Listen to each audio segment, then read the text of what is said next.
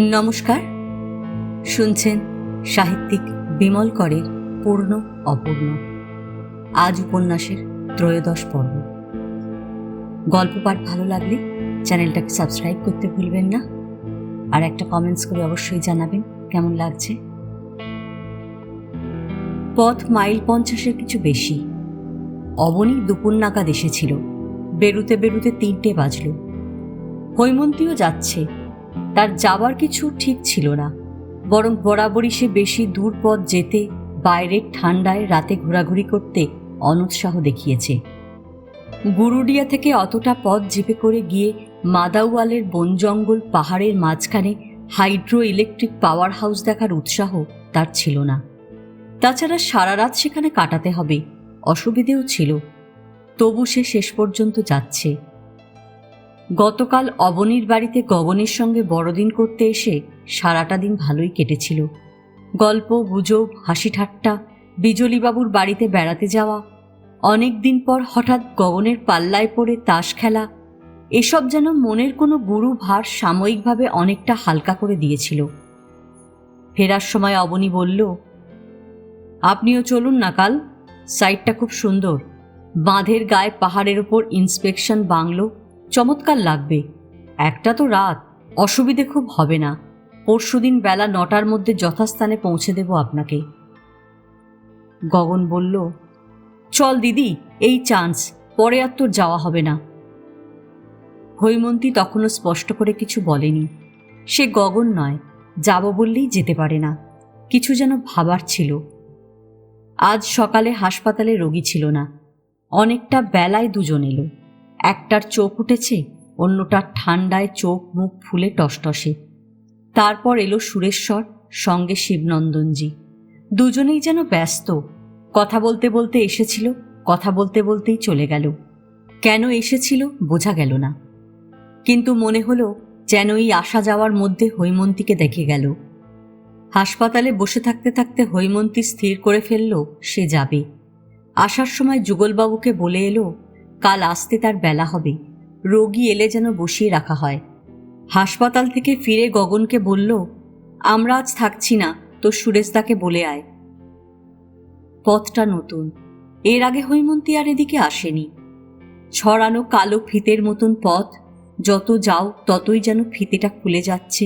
আঁক বাঁক তেমন একটা নেই, পরিষ্কার ছিমছাম। ডাইনে বাঁয়ে ঢেউ ভাঙা প্রান্তর, দূরে গায়ে গায়ে কোথাও পাহাড়ের টিলা, কোথাও বা তরুলতায় আচ্ছাদিত ছোট ছোট পাহাড়। শীতের মরা রোদ পার্বত্য পাদদেশকে ক্রমশই নিষ্প্রভ করে আনছিল। ছায়া নেমেছে তরুমূলে। ছোটখাটো দেহাতি গ্রাম, অল্প স্বল্প ক্ষেত খামার, সবজি মটরশুঁটি, কাঁচা কুয়ো থেকে জল তুলছে বউ ঝি, কুল ঝোপ, 2-1টা কুকুর, কদাচিৎ 1-আধটা বাস চলে যাচ্ছিল। সামনে অবনী, পাশে বিজলীবাবু, পেছনে হৈমন্তী আর গগন। নেব না করেও কয়েকটা জিনিস হয়ে গেছে। তার মধ্যে বিছানার ব্যবস্থাই প্রধান, ছোটখাটো সুটকেসও। হৈমন্তীর জন্য গগন কম্বল নিয়ে নিয়েছিল, আর 2 ভাই বোনের কিছু গরম বস্ত্র। গগনরাও সুটকেস নিয়েছে একটা, জল আর চায়ের ফ্লাস্ক, টিফিন ক্যারিয়ার, এসব বিজলীবাবুর ব্যবস্থা। উপরন্তু বিজলীবাবুর আরও একটা ব্যবস্থা ছিল। হৈমন্তী আসছে শুনে তিনি সংকুচিত ও বিব্রত হয়ে আগেভাগেই সেটা লুকিয়ে ফেলেছিলেন। দেখতে দেখতে অনেকটা পথ চলে আসা গেল। বিজলীবাবু বললেন, মিত্তির সাহেব, এবার একটু রেস্ট দিন, বিকেলের চাটা খেয়ে ফেলা যাক। কমাইল এলাম? গগন শুধল। প্রায় আধা আধি, মাইল 25 হবে, বিজলীবাবু জবাব দিলেন। বিজলীদার দেখছি মাইলেজ পর্যন্ত মুখস্থ। গগন হেসে বলল, এখানকার দেহাতি লোক ভাই, কোথায় কি তার একটা মোটামুটি জ্ঞান না থাকলে চলে। বলে বিজলীবাবু ডান হাত তুলে দূরে একটা পাহাড় দেখালেন। বললেন, ওই পাহাড়টা হলো চন্দ্রগিরি, এখানকার লোকে বলে চাঁদওয়ারি, ওর নিচ দিয়ে আমাদের যেতে হবে। পাহাড়টা তো কাছেই, গগন বলল। মাইল 6, বিজলীবাবু বললেন। গগনের বিশ্বাস হলো না, বলল, 6 মাইল? কি বলছেন? এখানে মাইলের হিসেবটাও কি দেহাতি? বিজলীবাবু হেসে জবাব দিলেন, পাহাড় জিনিসটা ওই রকমই মনে হয়, পাই পাই তবু তারে পাই না। বিজলীবাবুর বলার ভঙ্গিতে গগন জোরে হেসে উঠল। হৈমন্তীও হেসে ফেলল। অবনী হাসতে হাসতে বলল, বিজলীবাবু, এটা ওমর খৈয়াম নয়, বলে চা খাবার জন্য গাড়ি দাঁড় করালো। বিজলীবাবু সহাস্যমুখে জবাব দিলেন, না, ওমর খৈয়াম নয়, এ হলো পুরনো দিনের বাংলা গান। সে যে দেখা দিয়ে দেখা দেয় না, ধরা দিয়ে হায় ধরা দেয় না, জংলা কারফা। অবনী গলা ছেড়ে হেসে উঠল। গগনও হাসতে লাগল। অবনী বলল, বিজলীবাবুর তাহলে পুরনো বাংলা গানও জানা আছে। গাড়ি থেকে নেমে পড়েছিলেন বিজলীবাবু। পথে দাঁড়িয়ে গায়ের জামাটা ঝাড়তে ঝাড়তে বললেন, একটু আদ্রু আছে। আমার বাবার মুখে শুনেছি হারমোনিয়াম বাজিয়ে ডুগি তবলার সঙ্গে সঙ্গত করে গাইতেন। বলে বিজলীবাবু গাড়ির মধ্যে হাত বাড়ালেন। হৈমন্তীকে বললেন, দিন তো দিদি চায়ের ফ্লাস্কটা, ওই যে হলুদ মতন কাপড়ের থলে, ওর মধ্যে কাপ টাপ আছে।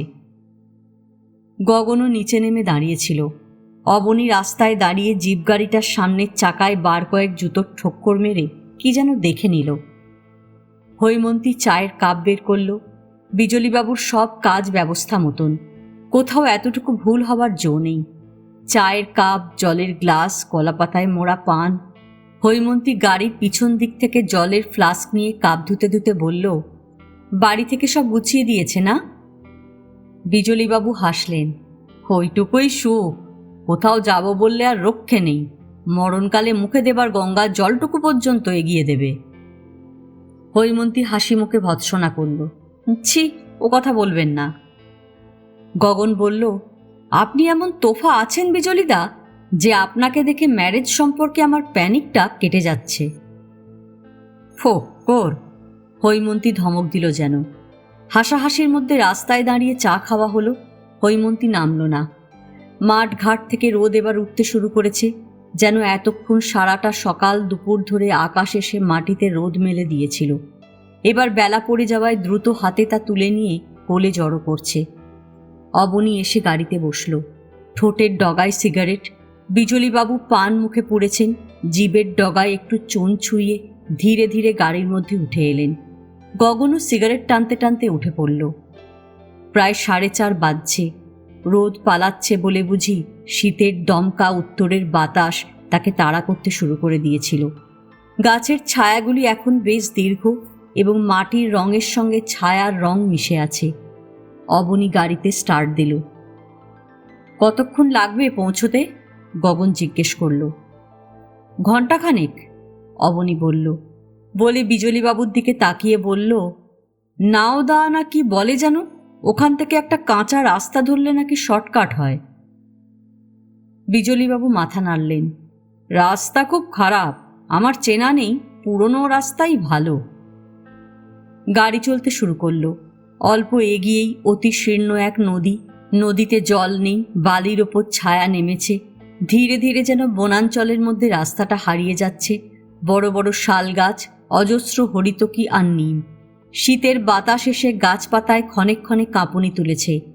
আমলকি বন যেন হঠাৎ ছুটে এসে পালালো। আর কোথাও গাঁ গ্রাম চোখে পড়ছে না, শুধু জঙ্গল, বিচিত্র গাছপালা। পথে মানুষজন নেই, গাড়ি নেই। নির্জন নিস্তব্ধ এক জগতে যেন ক্রমশই গাড়িটা এগিয়ে যাচ্ছে। বিজলীবাবু তাঁর হাতে পাকানো সিগারেট ধরিয়েছেন। হৈমন্তী শীত ধরতে শুরু করেছিল। গায়ের কোটটা জড়িয়ে নিল। গগন ঝুঁকে পথঘাট দেখছে, অন্যমনস্ক। অবনী বলল, বিজলীবাবু, আপনার কপিলকে দিয়ে ক্লাচটা একবার দেখাবেন তো, মাঝে মাঝে বড় ডিস্টার্ব করে। বিজলীবাবু অবনীর পায়ের দিকে তাকালেন। গগন হঠাৎ বলল, আমরা কি পাহাড়ের তলায় এসে পড়লাম? হ্যাঁ, বিজলীবাবু জবাব দিলেন। আর একটু এগিয়েই দুদিকে পাহাড় পড়ে যাবে, মাঝ দিয়ে রাস্তা। চন্দ্রগিরির এক গল্প আছে। কি গল্প? এখন তো বলা যাবে না, চেঁচাতে হবে, পরে বলবো। গগন চুপ করে গেল। সামান্য পরেই চারপাশ থেকে পাহাড়ের আড়াল উঠে এলো, যেন বন বৃক্ষ ও লতাগুল্মপূর্ণ পাথরের এক মস্ত ঝাঁপি তাদের দুপাশে। দীর্ঘ শীর্ষ গাছ, কুণ্ডলি পাখানো জটাজুটোধারী অশ্বত্থ, ভূপিকৃত ছায়া, কদাচিৎ কোনো সূর্য রশ্মির রেখা, গভীর খাদ আর পরিপূর্ণ স্তব্ধতা। শুধু গাড়ির শব্দ শ্বাস প্রশ্বাসের মতন কানের পর্দায় মিশে আছে। তারপর কখন যেন এই ঝাঁপি খুলে যেতে লাগলো। মাথা তুলে দাঁড়ানো আড়াল সরে যাচ্ছে, বন জঙ্গল বিচ্ছিন্ন ও দূরবর্তী হয়ে আসতে লাগলো। সামনে উতরাই, শেষ বিকেলের ম্রিয়মান আলোয় ঝাঁক বেঁধে পাখি উড়ে যাচ্ছে। নিম ফুলের গন্ধের মতো কেমন এক গন্ধ এলো, কয়েকটা বনজ কুসুম। গগন এতই মুগ্ধ ও উচ্ছ্বসিত হয়েছিল যে সে হঠাৎ গাইতে শুরু করল, বুঝি বেলা বয়ে যায়, কাননে আয় তোরা আয়। গগন গানে পারদর্শী নয়, তবু তার মোটা সাদামাটা গলা, তার উচ্ছ্বসিত মুগ্ধ হৃদয় গানটিকে কেমন সুন্দর ও জীবন্ত করে তুলল। বিজলীবাবু ঘাড় পিছু দিকে হেলিয়ে দিয়ে গান শুনতে লাগলেন। অবনী একবার ঘাড় ফেরালো। হৈমন্তী হাঁটুর ওপর কনুই রেখে গালে হাত দিয়ে বাইরে তাকিয়ে থাকল। গান শেষ হলে বিজলীবাবু বললেন, বাহ। গগন যেন এবার লজ্জা পেল। হৈমন্তীর দিকে চকিতে চেয়ে বলল, হঠাৎ কেমন ফিলিং চলে এলো বিজলীদা, আমি গাইয়ে নই। না হলে গাইয়ে, কিন্তু বেশ গেয়েছ। দেখো ভাই, গান হলো আধা গাইয়েদের জন্য, আর সুর হলো পাকা গাইয়েদের জন্য। গগন কেমন অবাক হয়ে বলল, সে কি, মানেটা তো বুঝলাম না। বিজলীবাবু হেসে বললেন, মানেটা সহজ, একটা হলো অন্তরের জিনিস, অন্যটা যন্তরের। ঠিক যেন গধূলি বেলায় মাদাউলের কাছে ওরা পৌঁছে গেল। কাঁটা তারের বেড়া দেওয়া সরকারি জঙ্গল দুপাশে। মনে হলো একসময় এই জঙ্গল কেটে মাঠ হয়েছিল, আবার নতুন করে সামনের দিকটায় গাছের চারা পোঁতা হয়েছে। ছোট ছোট গাছ সাজানো গোছানো, একটা সজারু ছুটে গেল। কিছু পাখি, শীতের ধূসরতা নেমে গেছে। আকাশ গড়িয়ে গধূলির আলো মেঘের আড়ালে ডুবে যাচ্ছে। ঠান্ডা কনকনে মুঠো ক্রমশ শক্ত হয়ে আসছে শীতের। দেখতে দেখতে এই বনের মধ্যে মানুষের পদচিহ্ন ফুটে উঠল। হলুদ রঙের কোয়ার্টার্স, মস্ত মস্ত লোহার থাম, ওভারহেড লাইন, নদীর রেখা, অন্যদিকে পাহাড়ের দেওয়াল। যেতে যেতে সরকারি জঙ্গলে গগন একটা হরিণ দেখতে পেল। আঙুল দিয়ে হরিণটা দেখাবার আগেই সে অদৃশ্য। অবনী ডাইনে বেঁকল, আবার বাঁয়ে। সামান্য পথ এগিয়েই চোখের সামনে বাঁধটা দেখা গেল। এপাশ ওপাশ যেন আর দেখা যাচ্ছে না স্পষ্ট করে, অন্ধকার হয়ে এসেছে। বাতি জ্বলছে, দুরন্ত তীক্ষ্ণ এক বাতাসের দমকা এসে সর্বাঙ্গ শিহরিত করল। বিজলীবাবু বললেন, বছর 5 আগে একবার এসেছিলাম মিত্তির সাহেব, তখন কাজ চলছে, এখন দেখছি ভোল পাল্টে ফেলেছে। অবনী বলল, আসতে তো চাইছিলেন না, জোর করে নিয়ে এলুম। গগন বলল, ইস, এখানে এসে 7টা দিন থাকলেই হতো, মার্ভেলাস সাইট। কিরে দিদি, ভালো লাগছে না? হৈমন্তী ঘাড় কাত করল, তার ভালো লাগছিল। যতক্ষণ ভেতরে ছিল মনে হচ্ছিল এ এক রহস্যপুরী। যা দেখা যায় তার চেয়েও যা দেখা যায় না, তার চিন্তাই যেন বিহ্বল করে। আপাত দৃষ্টিতে মনে হয় উদাসীন বিরাটাকার কত যন্ত্র ধ্যানের মতন বসে আছে, কোথাও তার ভ্রুক্ষেপ নেই। অথচ তার আভ্যন্তরিক রহস্যের পরিচয় শুনলে বিস্ময়ের অন্ত থাকে না। দুর্বোধ্যের সামনে দাঁড়ালে চমৎকৃত হবার যে স্বাভাবিক আবেগ, গগনরা সেই আবেগে চমৎকৃত ও বিহ্বল হচ্ছিল। অবনীর পক্ষে বিমূঢ় অথবা বিস্মিত হবার কোনো কারণ ছিল না, বরং পাওয়ার হাউসের ছোকরা মতন শিফট ইঞ্জিনিয়ার শ্রীবাস্তব যা দেখাচ্ছিল এবং বোঝাচ্ছিল, অবনী তার বিস্তৃত ও সরল ব্যাখ্যা করে গগনদের কৌতূহলকে মোটামুটি পরিতৃপ্ত করছিল।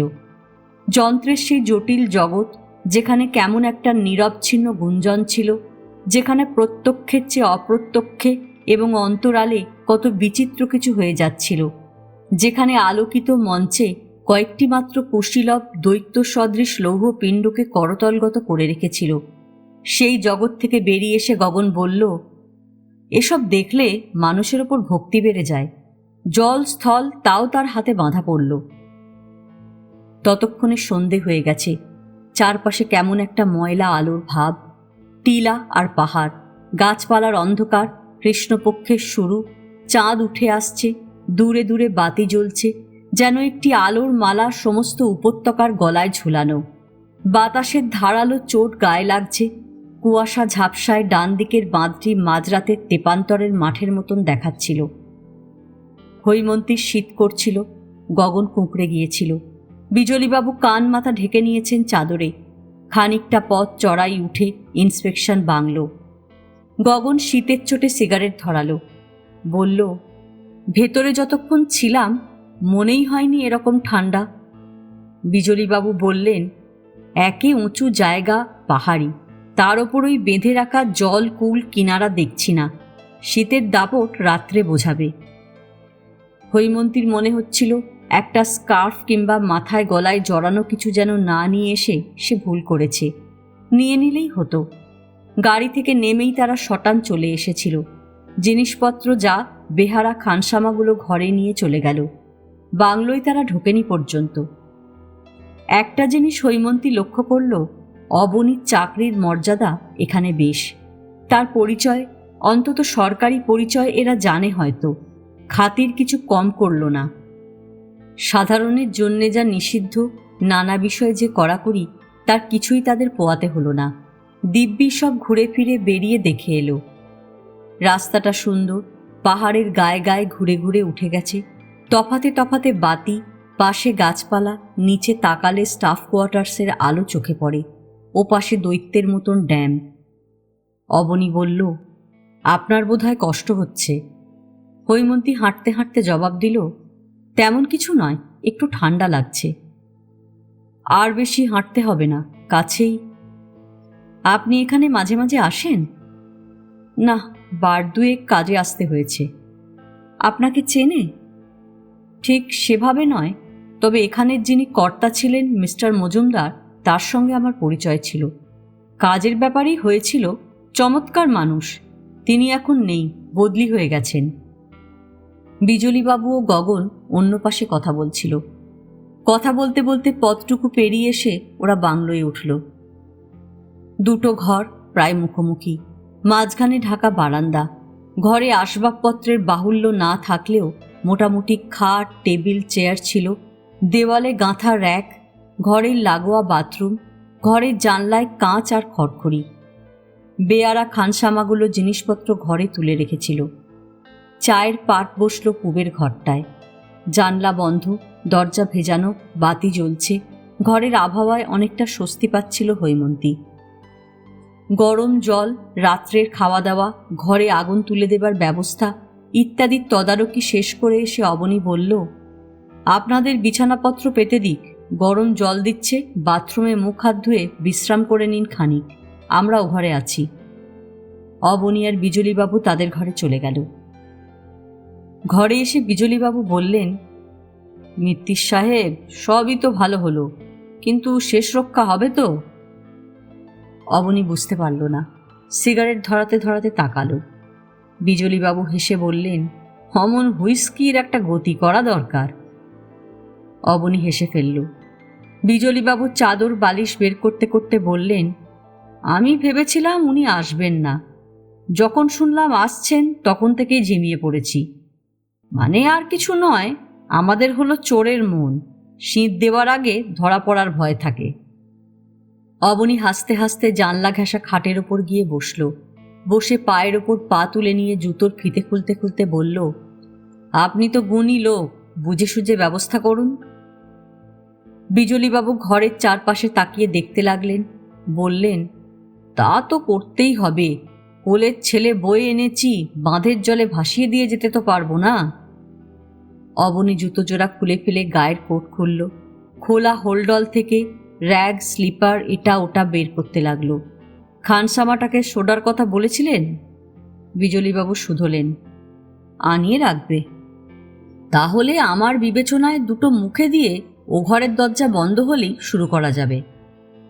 অবনী মাথা হেলিয়ে সায় দিল। বাথরুমে জল দিয়ে গেছে বেয়ারা। অবনী চোখে মুখে জল দিতে গেল। বেয়ারা এসেছিল, ঘর দৌড় বিছানা গুছিয়ে দিয়ে চলে গেল। বিজলীবাবু তার বিছানাটা হাতে করে ঝাড়লেন অকারণে। তাঁদের আনা চাদর বালিশই বিছানায় পাতা হয়েছে। বিছানা ঝাড়তে ঝাড়তে আপন মনে গুনগুন করে গাইছিলেন, সে দেখা দেয় দেয় না, ধরা দিয়ে হায় ধরা দেয় না। বিজলীবাবুর চোখে মুখে কিছু অন্যমনস্কতা। কি ভেবে ভেবে যেন কোনো হাসিও ঠোঁটে লেগেছিল। সুটকেস টেনে দু একটা কি যেন বের করলেন, মাথার গরম টুপিটাও। অবনী বাথরুম থেকে সামান্য পরে বেরিয়ে এলো। ট্রাউজার্স বদলে পায়জামা পরেছে, গায়ে পাঞ্জাবির ওপর পুরো পুলওভার। বিজলীবাবু তখনও চেয়ারে বসে গুনগুন করে গাইছেন, সে যে ধরা দিয়ে ধরা দেয় না, শুধু আশার ভাষায় ফিরে চায় না। অবনী হেসে বলল, আপনার সেই গান? সুরটা একবার আনবার চেষ্টা করছিলাম। বিজলীবাবু হেসে হেসে জবাব দিলেন, ঠিক আসে না। বুঝলেন মিত্তির সাহেব, এও ওই রকম ধরা দিয়ে ধরা দেয় না। বলে তাঁর সকৌতুক চাপা চোখ নিয়ে অবনীর দিকে তাকিয়ে থাকলেন। পরে বললেন, জগতে এ বড় মজার খেলা না মিত্তির সাহেব, ধরা দিয়েও ধরা দেয় না। অবনী বিজলীবাবুর চোখের দিকে দুমুহূর্ত তাকিয়ে থাকল, তারপর বলল, সব খেলাই মজার। যান, গরম জল ঠান্ডা হয়ে যাবে, ঘুরে এসে বসুন। বিজলীবাবু আর কিছু বললেন না, বাথরুমে চলে গেলেন। অবনী অন্যমনস্কভাবে ঘরের মাঝখানে দাঁড়িয়ে থাকল। হৈমন্তীর ঘরে বসে গল্পগুজব হচ্ছিল। ঘরে আগুন রেখে গেছে বেয়ারা, জানলা বন্ধ, দরজাও ভেজানো। বাইরে শীতের প্রচণ্ডতা এখন আর অনুভব করা যাচ্ছিল না। গগন খানিকটা গল্পগুজব করার পর বিজলীবাবুর গান শুনতে উঠে গেল। আসলে গগন বিজলীবাবুর সঙ্গে খানিকটা রঙ্গরসিকতা করতে চায়। তাছাড়া সে আপাদমস্তক আবৃত হয়েছে, উদ্দেশ্য বিজলীবাবুকে টেনে নিয়ে পশ্চিমের ঢাকা বারান্দায় গিয়ে জ্যোৎস্নালোকে বাঁধের জল দেখবে। অবনী আর হৈমন্তী মুখোমুখি বসে, হৈমন্তী বিছানায়, অবনী কাছাকাছি চেয়ারে। অবনী বলল, আপনিও একবার বাইরে গিয়ে দেখলে পারতেন। এতটা উঁচু থেকে সামনের লেকটা দেখতে এখন ভালোই লাগতো। চাঁদের আলোয় অতটা জল, আশেপাশে পাহাড় জঙ্গল, অদ্ভুত দেখায়। দেখব, হৈমন্তী বলল। এখন উঠতে ইচ্ছে করছে না, কুড়েমি ধরে গেছে ঠান্ডায়। আপনারা দুই ভাই বোনেই ঠান্ডায় বেশ কাবু হয়ে পড়েন, অবনী হাসি মুখে বলল। অভ্যেস নেই, গগনের তো একেবারেই নেই। আমি তবু খানিকটা সইয়ে নেবার সময় পেয়েছি। হৈমন্তীও হাসি মুখে জবাব দিল। তবু সইছে না, অবনী ঠাট্টা করে বলল। না, হৈমন্তী মাথা নেড়ে হেসে উঠল। অবনী চোখ সরালো না, হৈমন্তীর হাসি দেখতে লাগলো। তারপর হঠাৎ বলল, আপনি যদি কিছু মনে না করেন তবে একটা কথা বলি। হৈমন্তী তাকিয়ে থাকল, মুখের হাসি তখনও মুছে যায়নি। অবনী বলল, আমার আজকাল মনে হয় এই জায়গাটা আপনার কোনো দিক থেকে সইছে না। হৈমন্তীর মুখের হাসি হঠাৎ মুছে গেল। ভীরুর মতন, হঠাৎ বিচলিত হয়ে পড়ার মতন তার চোখের কোলে এবং পাতায় কেমন অসহায়তার ভাব ফুটল। দৃষ্টি নত করে নিল। অবনী অপেক্ষা করল। কেন করল সে জানে না। হৈমন্তী কিছু বলবে এই আশায় হয়তো, বা এই দ্বিধায় হৈমন্তী অসন্তুষ্ট হলো কি হলো না। কিছু মনে করলেন? হৈমন্তী মাথা নাড়ল, না, মনে করেনি। অবনী সামান্য নীরব থেকে বলল, আপনাকে আমি বন্ধুর মতন একটা কথা বলতে পারি। প্রথম যখন এসেছিলেন কীরকম, মানে আপনাকে অন্যরকম দেখাতো। আমার মনে হয়েছিল আপনিও ডেডিকেটেড, সুরেশ্বর বাবুর মতন, ওই ধরনের কিছু। আমি বোধহয় ঠিক বোঝাতে পারছি না, নয়? অবনী দ্বিধার হাসি হাসল। সে যাই হোক, আপনাকে এখন তা মনে হয় না। আপনার এখানে ভালো লাগছে না, আনহ্যাপি। অন্ধ আশ্রমে আপনার কোনো টান নেই, আপনি ডেডিকেটেড নন। হৈমন্তী নিষ্পন্দ বসেছিল, অবনীর দিকে চোখ তুলে তাকাচ্ছিল। তার কোথাও ক্রোধ নেই, বিরক্তি নেই, অসন্তোষ নেই। অবনী মুহূর্ত কয় অপেক্ষা করল। আমি ভেবে পাই না, ঘর বাড়ি মা ভাই ছেড়ে কেন আপনি এখানে এলেন। নিজের আত্মীয় স্বজনের মধ্যে আপনি খুব জীবন্ত। সুরেশ্বরবাবুর কাজকর্ম আপনি বিশ্বাস করেন না, তাঁর সেবা টেবা দয়া ধর্ম এসবেও আপনার মতি নেই। খ্রিশ্চান নান আমি দেখেছি, আপনি নান নন। হৈমন্তী পায়ের উপর থেকে শাল সামান্য তুলে নিল। তার ঈষৎ কুঁজো হয়ে নত মুখে বসে থাকা আর নীরবতা, অসহায় আড়ষ্ট ভঙ্গি এখন কেমন ছেলে মানুষের মতন দেখাচ্ছিল। যেন এই হৈমন্তীর মধ্যে বয়সের দৃঢ়তা নেই, তার সেই গাম্ভীর্য, পেশার পৃথক মর্যাদা, ব্যক্তিগত সংযম ও গোপনীয়তা আর নেই। যেখানে আপনার মন নেই, যা ভালো লাগে না, যাতে বিশ্বাস নেই, সেখানে আপনি কেন এলেন আমি জানি না। অবনী যেন ধৈর্য হারাচ্ছিল। হৈমন্তী হঠাৎ মুখ তুলে তাকালো। বেশি দিন আর থাকবো না। অবনীর মনে হলো হৈমন্তীর গলার স্বরে শীতের বাতাসের মতন ঠান্ডা কনকনে একটা ভাব ফুটল। আমার কথায় রাগ করলেন? না, আমার পক্ষে হয়তো এসব কথা বলা উচিত হলো না, তবু বললাম, আপনাকে আমার অদ্ভুত মনে হয়। কেন এসেছেন, কেন আছেন? কিছু না, হয়তো শখ। শখ নয়। তাহলে কিছু ভেবে এসেছিলাম। আপনি কি শুধু চাকরির জন্য এখানে এসেছেন? অবনী চোখ মুখের ওপর প্রবল জোরে যেন কেউ ফুঁ দিল। চমকে ওঠার মতন হলো অবনীর। হৈমন্তীকে দেখল, বলল, সত্যি কথা শুনবেন? হৈমন্তী তাকিয়ে থাকল। আমি পালিয়ে এসেছি। হৈমন্তী কথা বলল না, কিন্তু তার চোখে গভীর কৌতূহল ও প্রশ্ন ছিল, যেন তার দৃষ্টি বলছিল, পালিয়ে এসেছেন? কিন্তু কেন? অবনী হৈমন্তীর চোখের বিস্ময় ও প্রশ্ন লক্ষ্য করতে করতে বলল, আমার আর কিছু ভালো লাগতো না। চাকরি বাকরি, বন্ধু বান্ধব, বাড়ি কিছু না। সব কেমন একঘেয়েমির মতন হয়ে উঠেছিল। খুব ক্লান্ত হয়ে উঠেছিলাম। অবনীর মুখে ক্লান্তি ও বিরক্তির ভাব ফুটছিল, গলার স্বরে হতাশা। বোঝানো মুশকিল, ঠিক যে কি বোঝাতে চাইছি তাও জানি না। অবনী ম্লান একটু হাসল। আমার মনে হতো আমার মধ্যে আর কিছু নেই, শুকিয়ে গেছে, বা যা ছিল পুড়ে ছাই হয়ে গেছে। জীবনের এই অবস্থাটা এত খারাপ, অসহ্য। হৈমন্তী অপলকে তাকিয়ে থাকল, মনে মনে যেন বোঝবার চেষ্টা করছিল। কিছু সময় দুপক্ষই নীরব। শেষ পর্যন্ত অবনী এই বিষণ্ণ স্তব্ধতা কাটাবার জন্য নড়ে চড়ে বসল, সিগারেট ধরালো, তারপর বলল, আমার সঙ্গে আপনার আসার কোনো মিল নেই। আমি যেন অনেকটা পালিয়ে কোথাও মাথা লুকোতে এসেছি। আপনি তো তা নন। আমার ধারণা আপনি কোনো আশা নিয়ে এসেছিলেন। হৈমন্তী অন্যদিকে মুখ ফিরিয়ে নিল। তার দীর্ঘশ্বাসের শব্দ শোনা গেল না, কিন্তু বুক পিঠের ওঠানামা লক্ষ্য করা গেল। সামান্য পরে হৈমন্তী হঠাৎ বলল, চলুন বাইরেটা দেখে আসি। স্বপ্নের মধ্যে দেখা বুঝি? অস্পষ্ট কোমল কেমন এক আচ্ছন্নতার জগৎ যেন স্থির হয়ে আছে। হিম জ্যোৎস্নায় জড়ানো চরাচর, ব্যাপ্ত শূন্যতার মধ্যে কোনো স্তব্ধ শান্ত বিশাল এক হ্রদ যেন পড়ে আছে নিচে। দূরে রেখার মতন পার্বত্য অঞ্চল, সুইস গেটের পদতলে বিষণ্ণ এক নদী। হৈমন্তী শূন্য দৃষ্টিতে দেখছিল। তার চেতনার কোথাও বুঝি কিছু ছিল, যার এক অদ্ভুত অনুভূতি তাকে নির্বাক, পরম দুঃখী, বিচ্ছিন্ন ও নিঃসঙ্গ করে তুলেছিল। বাঁধের জলের দিকে চোখ রেখে হৈমন্তী দীর্ঘ নিঃশ্বাস ফেলল। শীত আবার তাকে শিহরিত করল। অবনী বলল, ঘরে যাবেন? হৈমন্তী নীরব। তার মাথায় ঘোমটার মতন শাল জড়ানো, শালের পাড়ের একটা পাতা কপালের কাছে শুকনো পাতার মতন কালচে দেখাচ্ছিল। চলুন যাই, হৈমন্তী বলল। কেমন যেন লাগে দেখতে। থাকবেন আর খানিকটা?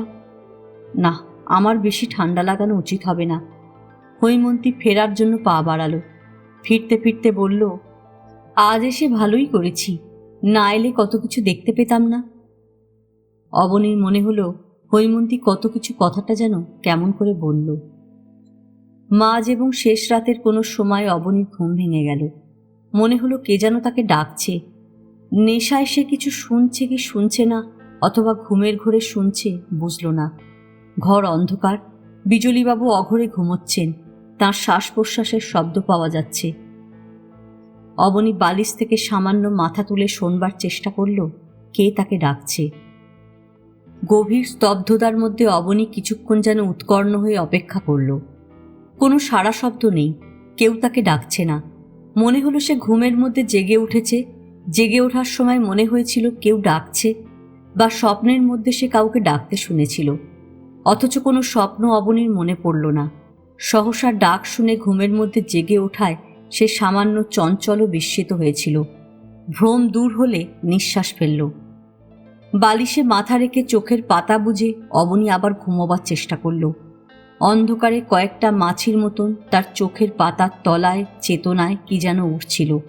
তারপর মনে হলো মাছিগুলো উড়ে গেলে সর্ষে দানার মতন কি যেন বা এক মুঠো তিল তার চোখ, নাক এবং কপালের মাঝখানে ভুরুর কাছাকাছি কেউ ছুঁড়ে দিল। অবনী অস্বস্তি বোধ করল। কিছু না, তবু এই মাছি বা দানার মতন কোনো কিছুর অনুভূতি চোখের ওপর ভুরুর কাছে অনুভব করা অস্বস্তিকর। অবনী চোখ খুলল। চোখ চেয়ে অন্ধকারের দিকে তাকিয়ে সে শুয়ে থাকল। মনে করবার চেষ্টা করল কোনো স্বপ্ন দেখেছিল কিনা। কোনো স্বপ্নের কথা তার মনে পড়ল না। এইমাত্র মনে পড়ল যে ঘুমের মধ্যে কোনো এক সময় সে সুরেশ্বরকে দেখেছিল। সুরেশ্বর নির্জন কোনো পথ দিয়ে যেন হন হন করে হেঁটে যেতে যেতে হঠাৎ মাটি থেকে ওপরে উঠে হাত পা এলিয়ে মাথা উঁচু পা নিচু করে বাতাসে ভেসে যাওয়া মস্ত একটা খোলা খবরের কাগজের মতন ভেসে যেতে লাগল। হাড়গোড়বিহীন রক্ত মাংস শূন্য সেই অদ্ভুত মানুষটিকে দেখে অবনী প্রথমে ভীষণ অবাক হল, পরে মশাই মশাই বলে ডাকল। পরের আর কিছু অবনীর মনে পড়ল না। সুরেশ্বর তাকে উড়ন্ত অবস্থায় ডেকেছিল বা দেখেছিল বলেও অবনীর মনে হলো না। গায়ের র্যাগ গলার ওপর চিবুক পর্যন্ত তুলে নিল অবনী। ঘরের বাতাস শীতে যেন জমে শক্ত হয়ে আছে। নিঃশ্বাস নিতে কষ্ট হচ্ছিল।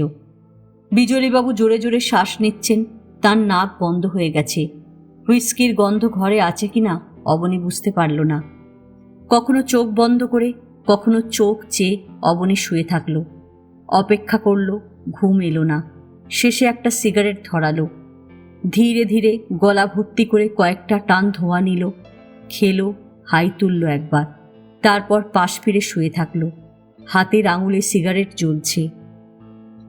ঠিক কেন যে ঘুম ভেঙে গেল অবনী বুঝতে পারল না, কিন্তু তার মনে হলো ঘুম আর আসবে না।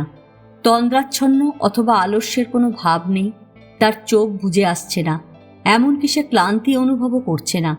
অথচ কি যেন তাকে স্থির হতে দিচ্ছিল না। অব্যবস্থ চিত্তের মতন সে অস্বস্তি বোধ করছে। এখন কত রাত হতে পারে অবনী অনুমান করার চেষ্টা করল। 3-এর কম নয়। অবনী অন্যমনস্কভাবে হিসেব করল, তাদের শুতে শুতে 12টা বেজে গিয়েছিল প্রায়। ঘণ্টা 3 সে নিশ্চয় ঘুমিয়েছে। হুইস্কির পর আরও ভালো ঘুম হওয়া উচিত ছিল। এখন সে প্রায় কিছুই অনুভব করছে না। শুকনো গলায় আচমকা এক মুখ সিগারেটের ধোঁয়া টেনে ঢোক গিলতে গিয়ে কণ্ঠনালী জ্বালা করল। কাশি এলো। অবনী কাশল। নিঃশব্দ অসাড় ঘরে নিজের কাশি শুনে হঠাৎ মনে হলো সে অন্য কারো গলার শব্দ পাচ্ছে।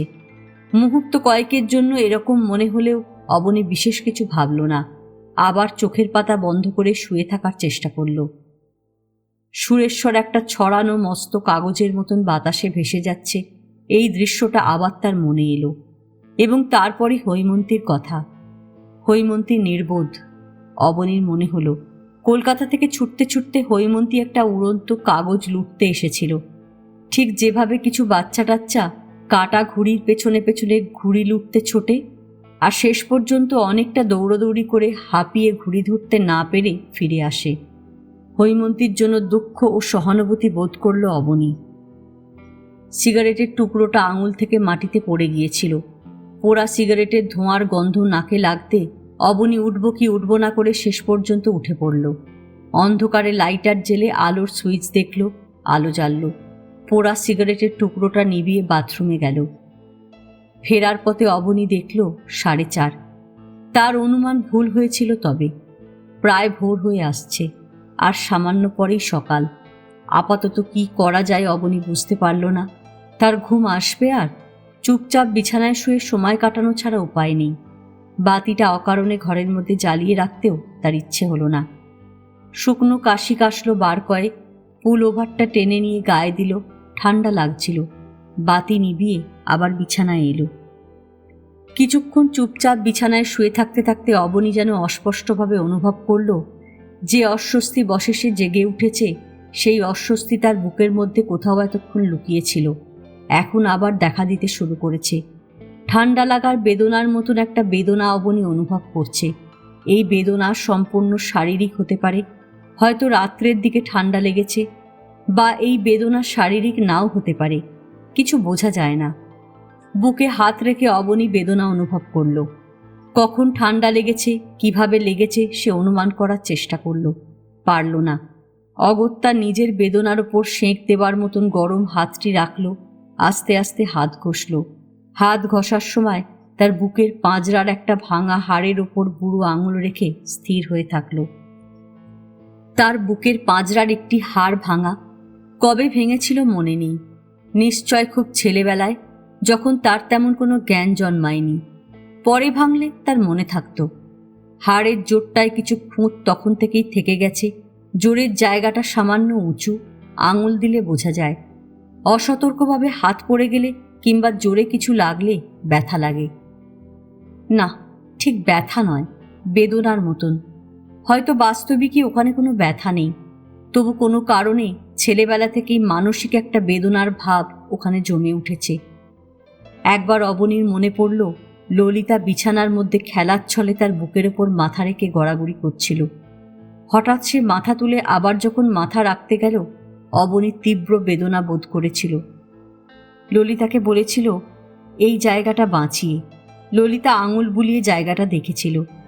সে পরে অনেকবার ওখানে আচমকা ধাক্কা মেরেছে, হাতের বালা দিয়ে আঘাত করেছে, এমনকি প্রাণপণে হাতের মুঠো ছুঁড়েছে যাতে অবনী ভীষণ কোনো ব্যথা পায়। আশ্চর্য, অবনী যা লুকিয়ে চুরিয়ে বাঁচাতে চাইত, যে আঘাত সে ভয় করত, ললিতা তা বাঁচাতে দিত না। ললিতার কাছে অবনীর এই দুর্বলতা কেন যে সুখকর আনন্দ ছিল অবনী বুঝতে পারত না। তার শরীরের অন্যান্য অঙ্গ প্রত্যঙ্গের জন্য অবনীর ভয় বা ক্লেশ ছিল না। ললিতা হিংস্রভাবে সেই সব অঙ্গ প্রত্যঙ্গ দংশন করলেও অবনী অনায়াসে সহ্য করতে পারত। ললিতার কথায় এবং বুকের বেদনার বিচ্ছিন্ন চিন্তার মধ্যে অবনীর হঠাৎ মনে হলো সে কেমন যেন হয়ে যাচ্ছে। জলের মধ্যে ডুবে সাঁতার কেটে খেলা দেখাবার সময় শরীর যেমন নির্ভার হয় এবং হাত পা গা শিথিল হয়ে ভাসে, অল্পক্ষণ এইরকম মনে হলেও অবনী আবার স্বাভাবিক অনুভবের মধ্যে ফিরে এলো। নিজের এইরকম শিথিল নির্ভার অনুভূতি তাকে সুরেশ্বরের কথা মনে করালো। সুরেশ্বরের মতন সেও কি উড়ন্ত কাগজের মতন ভাসবে? অবনী হাসল, মৃদু হাসি। অথচ আরও কয়েক দণ্ড পরে অবনী পুনরায় অনুভব করল তার জাগ্রত ও শায়িত অবস্থার মধ্যেও সে ভেঙে যাচ্ছে, বিচ্ছিন্ন হচ্ছে। নিজের ভিন্ন দুই অস্তিত্ব অনুভব করার সময় আয়নার সামনে মুখোমুখি দাঁড়ানোর কথা ভাবা চলে। অবনী তেমন কিছু ভাবল না, বরং তার মনে হলো কি যেন তার শরীরের তলা থেকে উঠে এসে তাকে জড়িয়ে ফেলার চেষ্টা করছে। ছেলেবেলায় অবনী তার মার একটা ছবি দেখত। মা অবশ বিহুবেলা যুবতী হয়ে পালঙ্কে শুয়ে আছে, আর মার মাথা, পা ও পিঠের দিক থেকে কটি বৃহৎ ধূপদানের ধোঁয়া মাকে যেন জড়িয়ে ধরছে। ছবিটা মার থিয়েটারের রংচঙে ফ্রেমে বাঁধানো ছিল। ওই ছবি সম্পর্কে মার দুর্বলতা ছিল, কেননা ওই নাটকে মা উচ্ছ্বসিত প্রশংসা এবং সোনার মেডেল পেয়েছিল। অবনীর বারবার মনে হতো ছবিটা শ্মশান ঘাটে চাপানো চিতার মতন, সতীদাহের কোনো জমকালো দৃশ্য। অবনী এ সময় আবার একটা সিগারেট ধরালো। হয়তো কিছুই নয়, তবু লাইটারের আলো, ঠোঁটের সিগারেট এবং ধোঁয়ার ঘ্রাণ থেকে এই মুহূর্তে নিজের জীবন্ত অস্তিত্বটা পরখ করে নেওয়া হলো। চুপচাপ আস্তে আস্তে সিগারেট খেতে লাগলো অবনী। আপাতত তার কিছু মনে হচ্ছিল না। কিছুক্ষণ মানসিক স্থিরতার মধ্যে কাটল। এলোমেলো বিশৃঙ্খল চিন্তা বুদবুদের মতন উঠছিল, কিন্তু অবনী তাতে মনোযোগ দিচ্ছিল না। ক্রমশ সিগারেট শেষ হলো। সিগারেটটা ফেলে দেওয়ার আগে আর এক মুখ ধোঁয়া নেবার সময় সহসা সে অনুভব করল কি যেন এবং কিছু যেন তার মধ্যে থেকে বাইরে আসার জন্য ছটফট করছে। চাপা এবং অনির্দিষ্ট এক ব্যাকুলতা এতক্ষণে তীব্র হয়ে আসছে, ফলে গলা এবং বুকের কাছে শ্বাস থেমে গিয়ে কেমন কষ্ট হচ্ছে। অবনী সিগারেটের ধোঁয়া গিলে নিল। তার বুকের পুরনো ভাঙা হাড়ের জায়গাটা কনকন করে উঠল। বিছানার ওপর উঠে বসে সিগারেটের টুকরোটা ফেলে দিয়ে নিভিয়ে ফেলল অবনী। বসে থাকলো কয়েক দণ্ড। অন্ধকারে তার মনে হলো খুব কাছাকাছি, প্রায় মুখের সামনে কেউ দাঁড়িয়ে আছে। এমনকি এখন তার মনে হলো হাত বাড়ালে সামনের মানুষটিকে সে স্পর্শ করতে পারে। কি কারণে অকস্মাৎ তার বুকে উত্তেজনার তাপ সঞ্চারিত হলো। মুহূর্তের জন্যে ভীত এবং সঙ্গে সঙ্গে আবেগবশে অস্থির হয়ে ওঠায় হৃৎপিণ্ড দ্রুত হয়ে উঠল। সেই অন্ধকারে অবনী হৈমন্তীর উপস্থিতি অনুভব করল। অবনীর কেমন সন্দেহ হলো সে হৈমন্তীর স্বপ্ন দেখে জেগে উঠেছিল। সুরেশ্বরের সেই অদ্ভুত উড়ন্ত অবস্থাটি দেখার পর হয় সেই বিক্ষিপ্ত স্বপ্নের সঙ্গে জড়িয়ে অথবা আলাদাভাবে হৈমন্তীকে দেখেছিল। যেমন করে চোখ বন্ধ করে ভুরুতে আঙুল রেখে অবনী কোনো প্রয়োজনীয় চিন্তা করে, সেইভাবে চোখ বুজে হাতের আঙুলে ভুরু টিপে সে স্বপ্নের দৃশ্যটি মনে করবার চেষ্টা করল। আশ্চর্য, কিছুই মনে আসছে না, কিছুই নয়। যেন অবনী অন্ধ, অন্ধতা হেতু সে কিছুই দেখতে পাচ্ছে না। অবনী এতক্ষণে তার ঘুম ভেঙে জেগে ওঠার কারণটা যেন ধরতে পারল।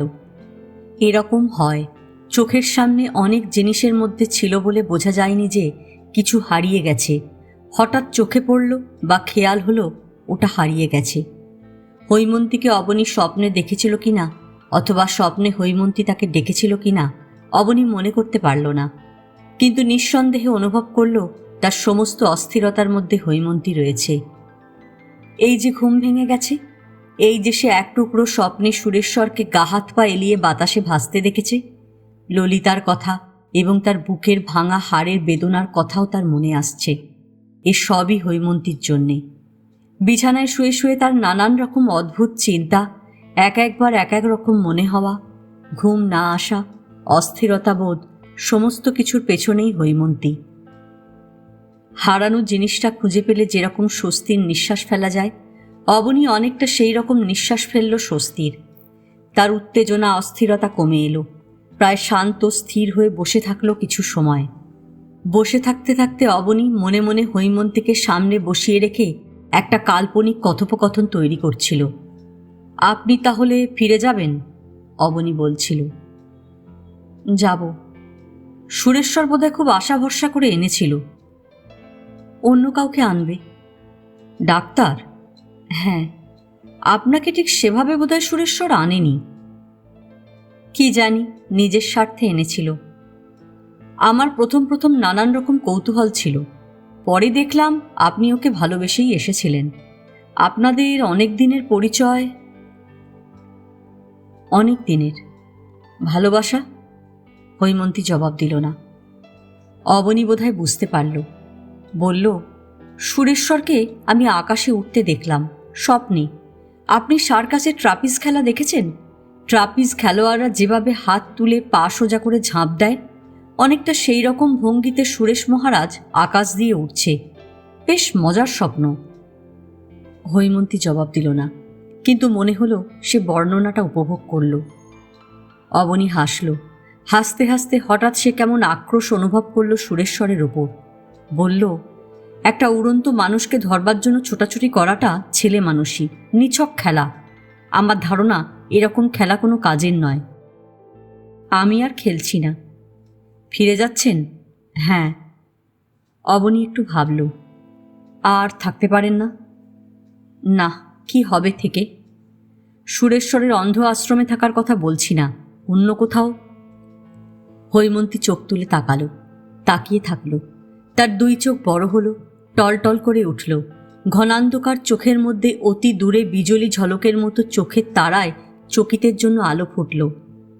অবনী বলল, আপনাকে আমার ভালো লাগে।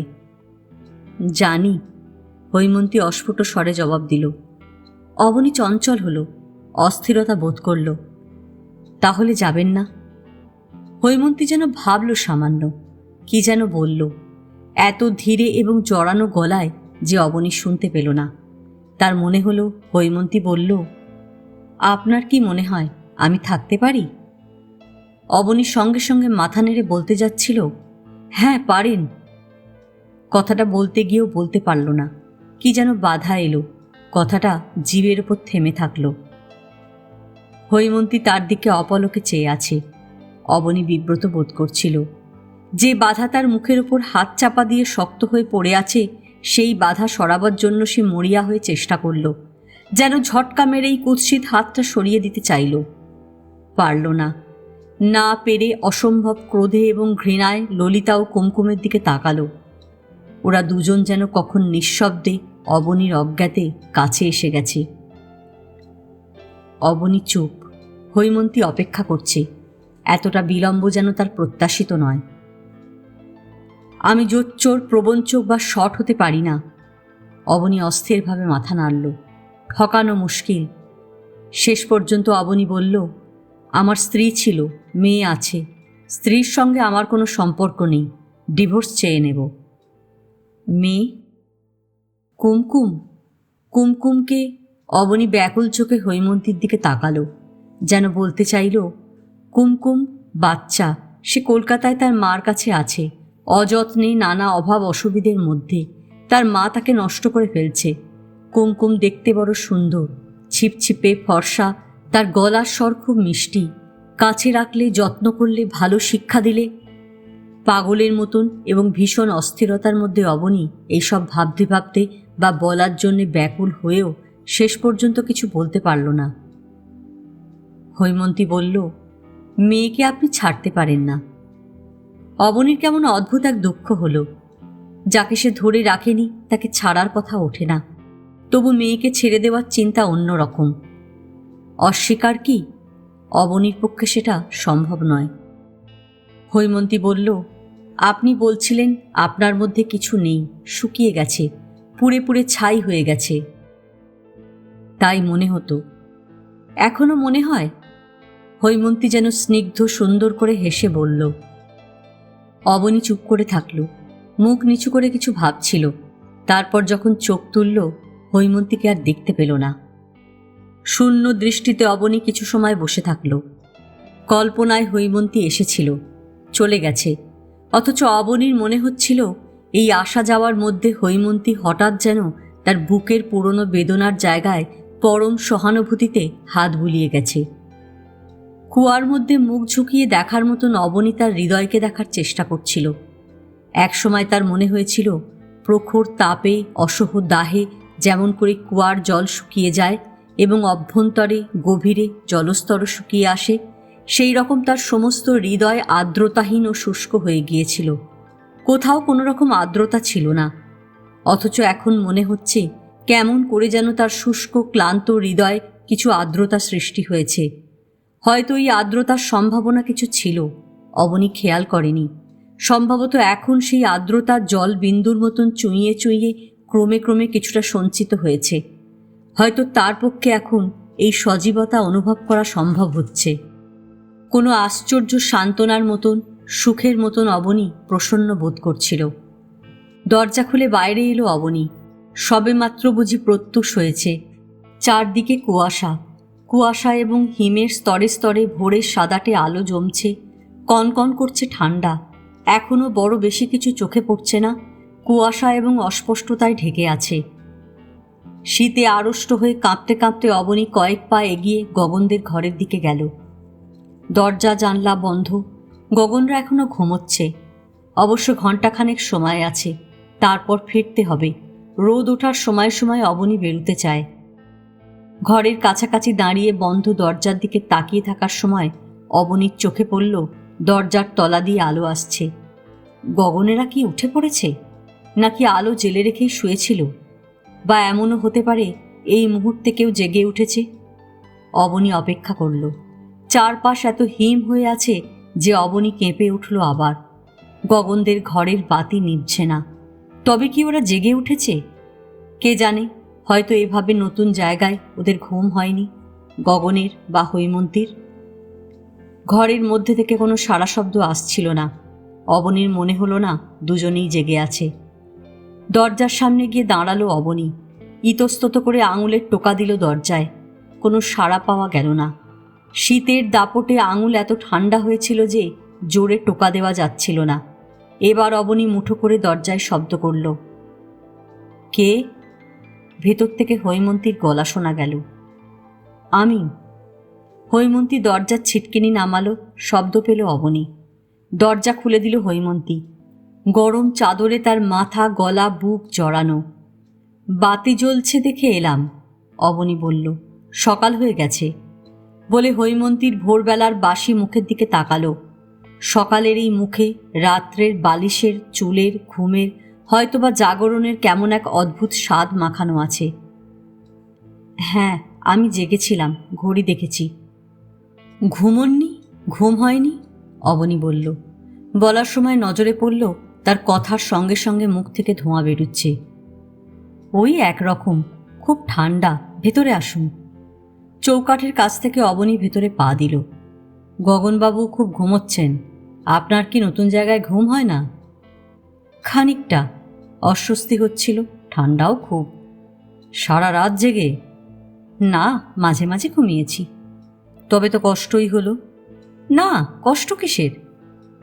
আমারও ভালো ঘুম হয়নি, অনেকক্ষণ থেকে জেগে আছি। অবনী হৈমন্তীর চোখের দিকে তাকালো। মনে হলো যেন সে বোঝবার চেষ্টা করছে হৈমন্তীর ভালো ঘুম না হবার বা জেগে থাকার অন্য কোনো কারণ আছে কিনা। বিছানার খানিকটা পরিষ্কার করে হৈমন্তী যেন বসার মতন ব্যবস্থা করল। বলল, আমরা বেরুবো 6টা সাড়ে 6টার মধ্যে। হৈমন্তী হাতে ঘড়ি পরে নিয়েছিল, সময় দেখল 5:30 বেজে গেছে। চুপচাপ গগন ঘুমিয়ে ঘুমিয়ে শব্দ করল, বাইরে এখন খুব ঠান্ডা, না হয় এখানে সকালটা দেখতাম। হৈমন্তী বলল, বসবেন না? এখন বসে আর লাভ নেই, যাবার আয়োজন করতে হবে। বিজলীবাবু উঠেছেন? না, ওকে ওঠাতে সময় লাগবে বোধহয়। অবনী হাসল। হৈমন্তী হাসল। গগনও ভীষণ করে, শীতকালে ওকে বিছানা থেকে ওঠানো যায় না। অবনী ফাঁকা চেয়ার এবং হৈমন্তীর বিছানার দিকে তাকালো। তারা দুজনেই দাঁড়িয়ে আছে, ঘরের মধ্যে আলো জ্বলছে। বাইরে সকাল হচ্ছে বোঝা যায় না, এখানে রাত্রের মতন সব। অবনী বলল, কাল একটা মজার স্বপ্ন দেখলাম। বলে হাসল, সুরেশ্বরবাবু? কথাটা শোনার আগেই হৈমন্তী বাধা দিয়ে বলল, আপনার গলার কাছে ওটা কি হয়েছে? গলার কাছে হাত দিল অবনী। ওখানে নয়, আরও ওপাশে ঘাড়ের দিকে। কি জানি। অবনী অন্য জায়গায় হাত রাখল। হৈমন্তী সামনে এগিয়ে ঝুঁকে বলল, আলোর দিকে ফিরুন। অবনী আলোর দিকে মুখ করল। হৈমন্তী দেখল, তারপর আস্তে করে আঙুল তুলে দাগের পাশে গলার চামড়ার কাছে রাখল। অবনী ঠান্ডা অথচ কোমল আঙুলের স্পর্শ অনুভব করল। কিছু কামড়েছে? মনে করতে পারছি না। ব্যথা আছে? অবনী আঙুল তুলে ব্যথা অনুভব করতে গেল। হৈমন্তীর আঙুলের সঙ্গে ছোঁয়াছুঁয়ি হয়ে আঙুলটা থামল। না, তবে জ্বালা করে উঠল যেন। হৈমন্তী হাত নামালো। দুপলক তাকিয়ে তাকিয়ে অবনীর চোখ মুখ দেখল। কিছু না হয়তো, পোকা টোকা কামড়াতে পারে বোধ হয়। লালচে দেখাচ্ছে। আমার কাছে ক্রিম আছে, লাগিয়ে নেবেন একটু? অবনী হাসল, নেব। হৈমন্তী সামনে থেকে সরে গিয়ে দরজার দিকে তাকালো, তাকিয়ে থাকলো কয়েক দণ্ড। তারপর বলল, বেশ ফর্সা হয়ে গেছে। অবনী ঘুরে দাঁড়ালো। বাইরের ফর্সা দরজার চৌকাঠ পর্যন্ত এসে গেছে। গরুডিয়ায় ফিরতে ফিরতে প্রায় 9:30 বাজল। লাট্ঠার মোড়ে এসে গাড়ি ঘুরিয়ে নেবার সময় অবনী জিজ্ঞেস করেছিল, কটা বাজল? ঘড়ি দেখে সময় বললেন বিজলীবাবু, 9:15। অফুরন্ত পৌষের রোদ, শিশির শুকনো মেঠো গন্ধ, শাল আর পলাশের চারা ঝাপটানো উত্তরের বাতাস, কয়েক মুঠো ফড়িং যেন সারাটা পথ পাশে পাশে ছুটে এলো। 2 হাত বিস্তার করে সেই মাঠ ঘাট শিশিরের সজীবতা নিয়ে গাড়িটা অন্ধ আশ্রমের মধ্যে এসে দাঁড়ালো। বিজলীবাবু নামলেন, অবনী নেমে দাঁড়ালো, গগনও নেমেছে। নামতে নামতে হৈমন্তীর চোখে পড়ল সামান্য দূরে একটা ভোলা গরুর গাড়ি ঘিরে ভিড়ের মতন হয়েছে। বিজলীবাবু অবনী সেদিকে তাকিয়েছিল। গগন গাড়ির ভেতর থেকে তাদের হোল্ডল আর সুটকেস বের করে নিচ্ছিল। গাড়ির শব্দে ভিড়ের অনেকেই এদিকে তাকালো। মালিনীকেও দেখা গেল। মালিনী হৈমন্তীকে দেখতে পেয়ে দ্রুত পায়ে আসছিল। কাছে এসে মালিনী রুদ্ধশ্বাসে বলল, মনোহর ছুটি নিয়ে মেলায় গিয়েছিল না হেমদি? পরশু ফেরার কথা, ফেরেনি। কালও নয়, আজ এতক্ষণে ওকে কারা নিয়ে এসেছে। অজ্ঞান হয়ে পড়ে আছে, গা নাকি আগুনের মতন গরম। কি হয়েছে জানি না, ওরা বলা বলি করছে এই রোগে মেলায় খুব লোক মরছে, এখানে সব জায়গায়। মালিনী বেহুবল, ভীত, বিচলিত। দাদা একটা ঘর খালি করাতে গেছে ওকে রাখার জন্যে। হৈমন্তী অবনীর দিকে তাকালো। অবনী এবং বিজলীবাবু চোখ চাওয়াচাই করলেন। অবনী বলল, সেই এপিডেমিক নাকি? আজ এ পর্যন্তই। উপন্যাসের 14 পর্ব নিয়ে অন্যদিন আসবো। গল্প পাঠ ভালো লাগলে লাইক, শেয়ার, কমেন্টস করতে ভুলবেন না। এখনও যারা আমার চ্যানেলটা সাবস্ক্রাইব করেননি তাদের সকলের কাছে অনুরোধ রইল, প্লিজ আমার চ্যানেলটা সাবস্ক্রাইব করে নেবেন। পাশে যে বেল নোটিফিকেশনটা আছে সেটা অবশ্যই প্রেস করে দেবেন। আজকের মতো নমস্কার।